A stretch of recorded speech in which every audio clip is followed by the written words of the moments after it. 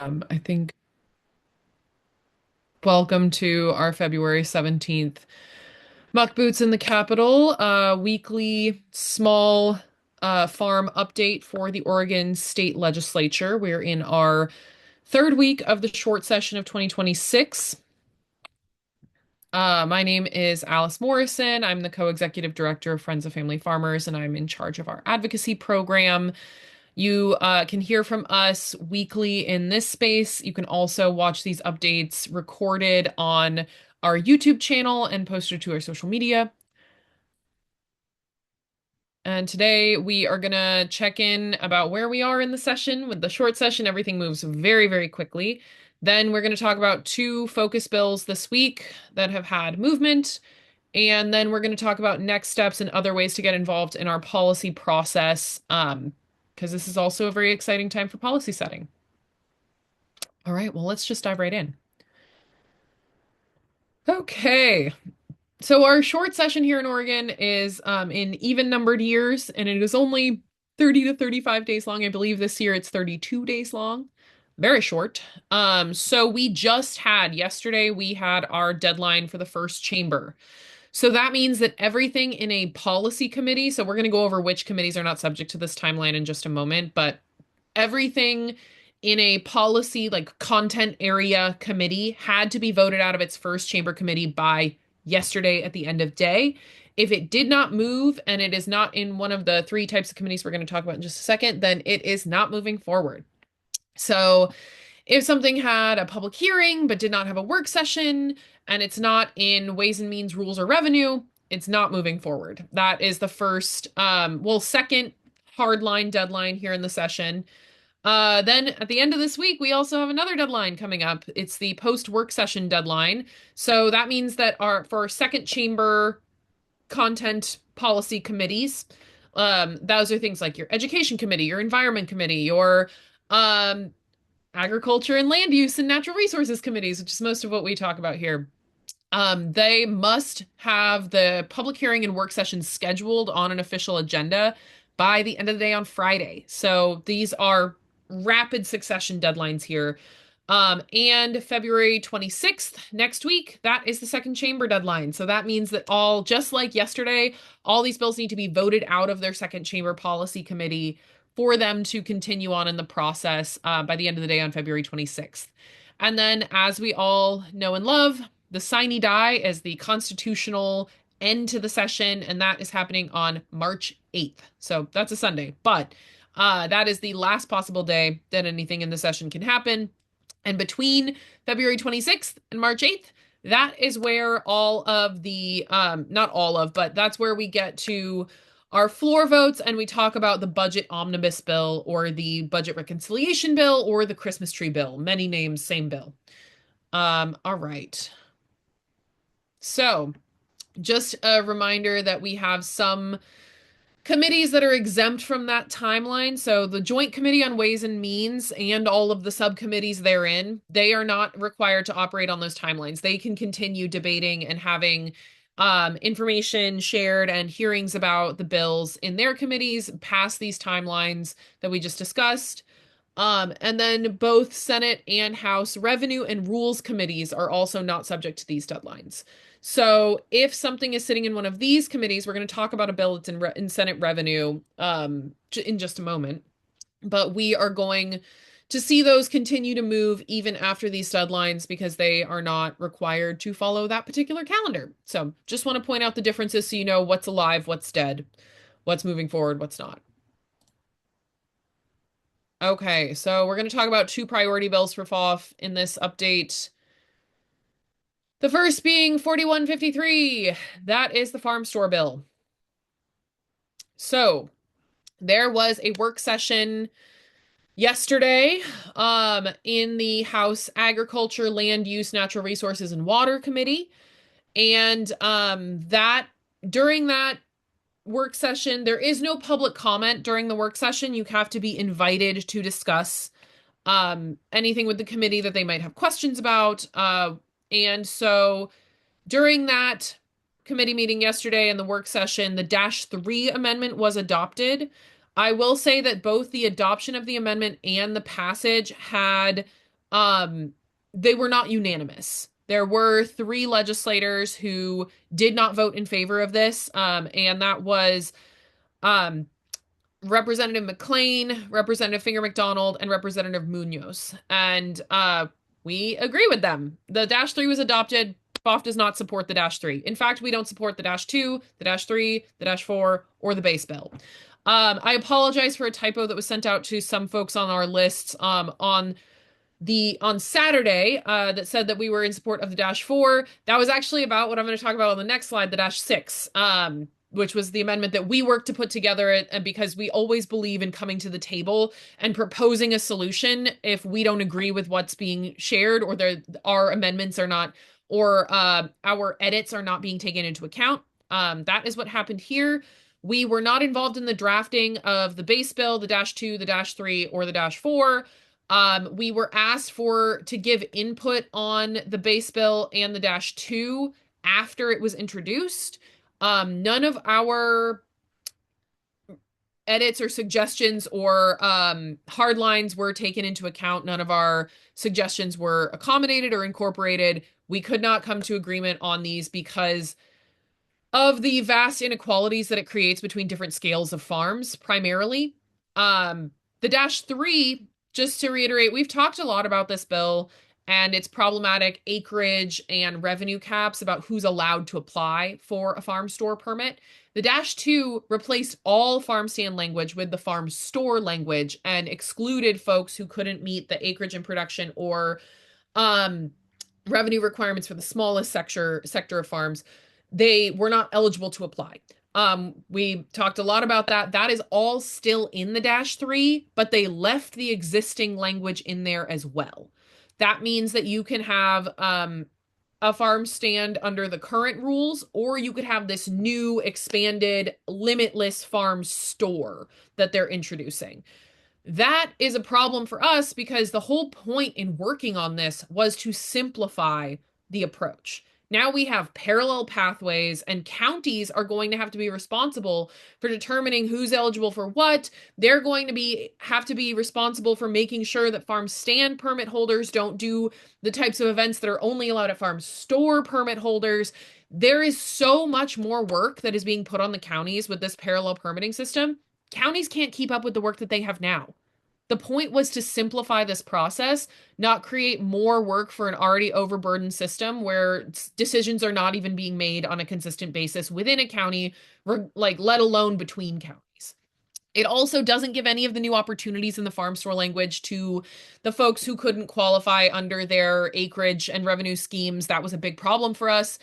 And it still allows large landholders who do meet those acreage and production requirements, because they're a lot smaller percentage of their total acreage.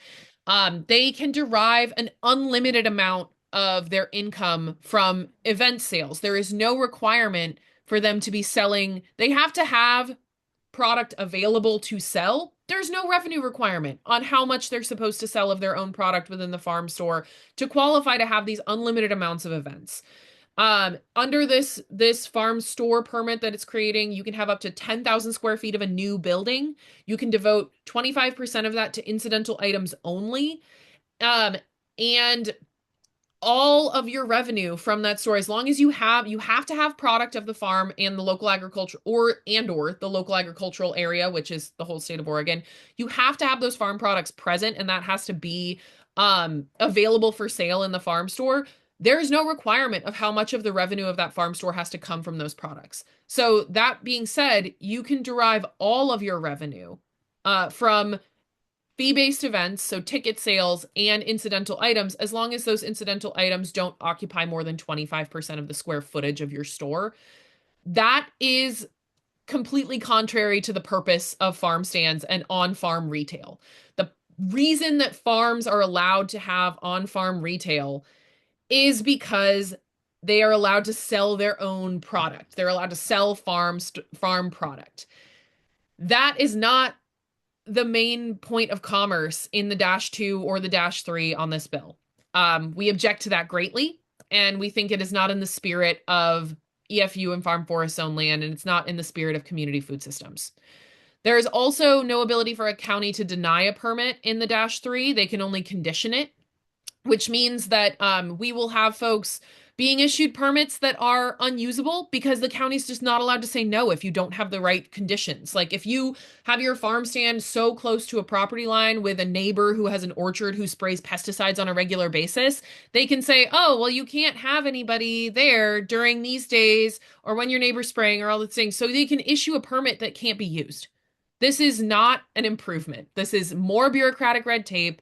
This is a miscarriage of the community food system aspect of farm stands, and we believe that this is not good for the not only the current farmers but the future farmers of Oregon.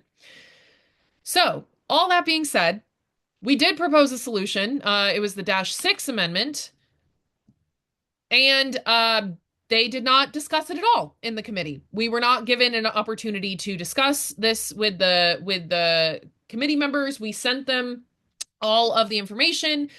I understand that it was posted very late. We had several drafting errors from legislative council and needed to make sure that we weren't putting something forward that we couldn't stand behind. So yes, it was posted at 8:45 a.m. yesterday. We had made the contents of the amendment clear to the committee since last Monday when it was sent to legislative council. So it was in legislative council for over a week. And our proposal was to go back to the revenue cap on fee-based activity and incidentals. But we raised that cap to 35%. It's currently at 25%. We included all the new event types that were listed in the -2 and -3. Also retained that good clarity on value-added products. We also kept the farm stand language and made sure that the legislative council said it was legally sound for those folks who not require a permit if all you're doing is selling farm product. We want to make sure that that's very clear to everyone involved, that even if you have a permanent structure, if you're only selling farm product and the permanent structure is for selling farm product, you do not need a permit from your county. And this applied to all farmers equally. We believe that this is the best solution to go forward. It incorporates the good things about the new proposals and doesn't throw out an entire system, it improves upon it. But like I said, we were not allowed to discuss this in committee. But we are very proud of the work that we did and how many folks we got on board with this amendment. We will continue to talk about these solutions as it moves through the process. Because, hey, you got to come to the table. You have to be solutions oriented, even when the process doesn't allow you to bring this forward in the forums that are available to others. Okay, so looking ahead, what's going to happen with this bill now? So now it will be known as HB 4153A. A stands for amended. So that is that's how we'll be talking about it because that is the amended. The -3 amendment has been adopted. So we're not going to refer to it as 4153-3. We're going to call it 4153A. And we're always talking about the -3 amendment that was adopted yesterday when we're talking about 4153A. This has been assigned a fiscal impact statement. A fiscal light is what it looks like. That means that it has some but not significant fiscal impact, and that just means it's going to cost the state some money to implement this. But it is not going to be a gigantic amount. It will need to be assigned a subcommittee in Ways and Means. We are hoping that that will be natural resources because that is where this belongs. It is a natural resource issue, and we hope that that will be assigned to the correct committee so that we can continue the conversation. There will be a hearing and work session there. I feel that this is very unlikely to be in any omnibus bill or rolled into the Christmas tree because there is significant policy change in this bill as well. It does cost money, but the bulk of this bill is significant policy change. And so we don't think that this will be rolled into another funding package. We think that we will be able to speak on this bill independently in the Ways and Means Subcommittee when it's assigned. All right, another bill that we worked on this week that had some movement is SB 1586. This is the bill that we discussed in our briefing last week. This is a bill to, there's an amendment on this bill, so it's not to simply incorporate a 1,700 acre parcel into the UGB of Hillsborough. But it still does take that 1,700 acres out of rural reserves, which is its current designation. It is EFU zone land. It's in rural reserve, which just means that it is not supposed to be rezoned until 2065.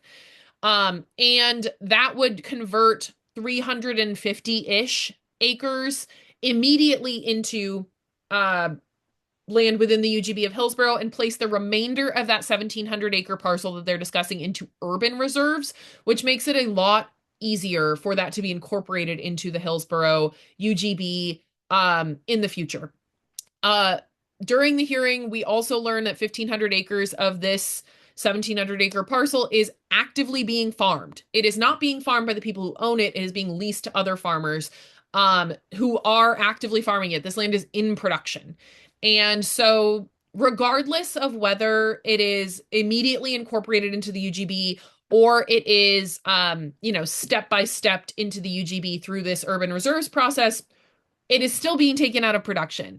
Because of the immediate change to zoning, the land value will change overnight when this happens. And there will be no incentive for those folks who own this land to continue to lease it to farmers at agricultural rates. They will be able to sell it for a massive profit. This bill has been assigned to Senate Finance and Revenue. That means that during the hearing that happened yesterday at 8 a.m., we heard many, many people concerned about the land use aspect. This committee does not really discuss land use. This committee is interested in discussing the jobs creation, the tax benefits, and the expansion of the tax base in this bill, because this is a pro tech industry bill for advanced manufacturing, which, hey, that's great. We agree that that should happen. It should happen on already developed land within UGBs, of which there is a lot within the state. A recent inventory revealed that there are over 10,000 acres of currently industrial zone land within UGBs that could be used for this purpose.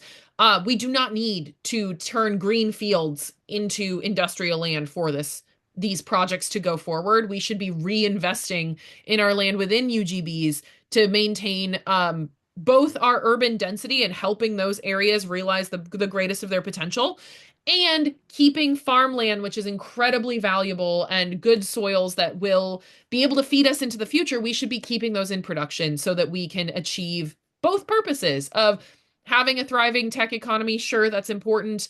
But we also need to make sure that we don't squander the resources that will allow us to feed ourselves in the future.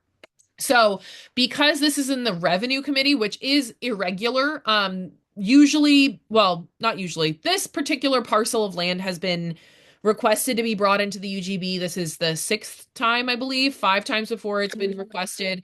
And we have seen this go to the Natural Resources Committee because it's a rezoning of land. Land is a natural resource. That makes sense. It is in the Revenue Committee this time, and that means that the impact of the rezoning is kind of being overshadowed by the other parts of the bill. But good news is there were so many people who showed up for testimony on Monday that they have held over till Wednesday. So because the Senate Revenue Committee is not subject to those calendars that we talked about earlier, they can keep going on debate and discussion on this bill, and we will be able to see this through on Wednesday. I was ready to testify on Monday. I was not called, so I'm holding over to Wednesday. And then you can also submit your testimony in writing. We have templates available on the website and instructions. And because it is held over till Wednesday, we will now have until 8 a.m. on Friday to submit written testimony. So, more opportunity to have your voice heard.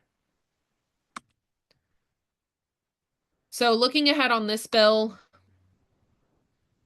this will probably also go to Ways and Means. Sorry for the cramped writing here.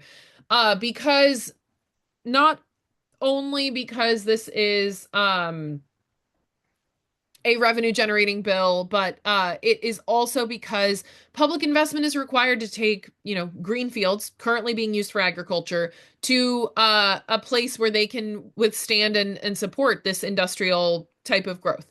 So there needs to be utilities run on this land, all of those things. That's why this is not the best investment when there are places that already have utilities available, that already have the infrastructure needed. There will be a lot of roads, sanitary infrastructure, bringing these properties onto the grid, all of those things with public dollars spent to get this land to a place where it can be used for the purposes outlined in the bill.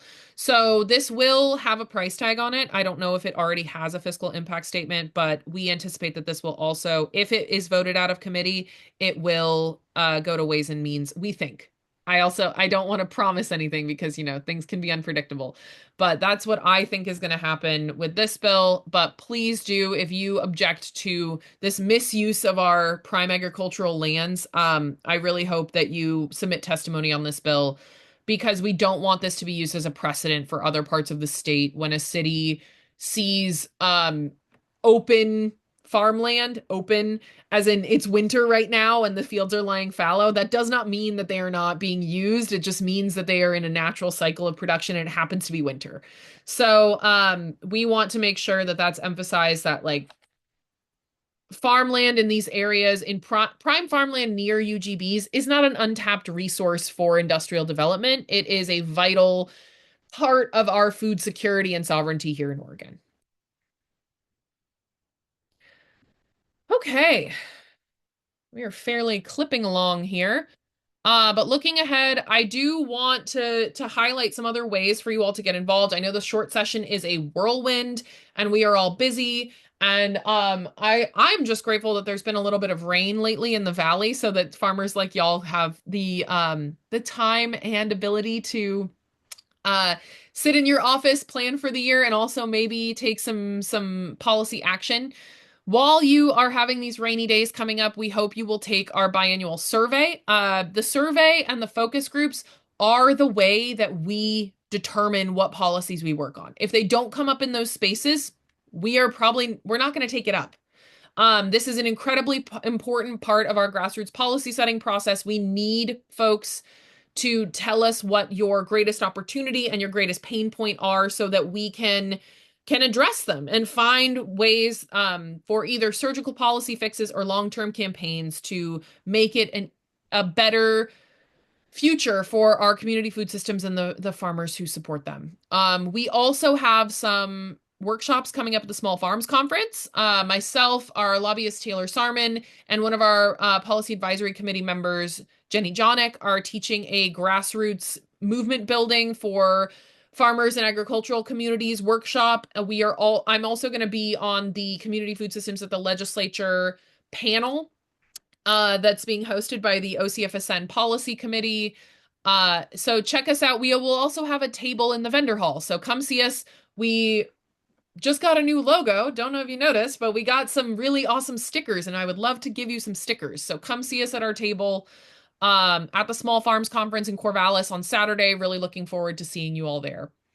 Also, focus groups. Next week and the week after, we will be doing our focus groups. This is the second half of our policy setting process. If you want to have a bigger voice in FOF policy and you want to have a bigger impact on what we spend our time and capacity working on, or if you think that we need to have a more nuanced approach to some of the things that we're doing and you want your voice to be included, sign up for a focus group. They are lunch hour focus groups next week and the week after. They're topic based. So if there's something that calls to you specifically, please do sign up. And we are so excited to hear from you and to create some real change based on those focus groups. I will say two tangible things that we want to emphasize because, I know there's a lot of surveys out there. There's a lot of focus groups to participate in. We don't put this information on a shelf. When we had our focus group and survey process in 2023, we got all of the list of things that we updated in the Farm Direct Producer Process exemption from that list. And in 2025, we honed in on the domestic well statute that we were able to change in 2025 to allow folks to grow on their half acre using their domestic well commercial allocation. So real policy comes out of these focus groups, and we really hope that you'll participate. Then after that, we'll have a little bit of a hiatus while we take all that information in and go through the rest of our policy setting process with our board and our farmer advisory committee, and then we will have our policy report released in June. So look forward to that. All right, that is the end of our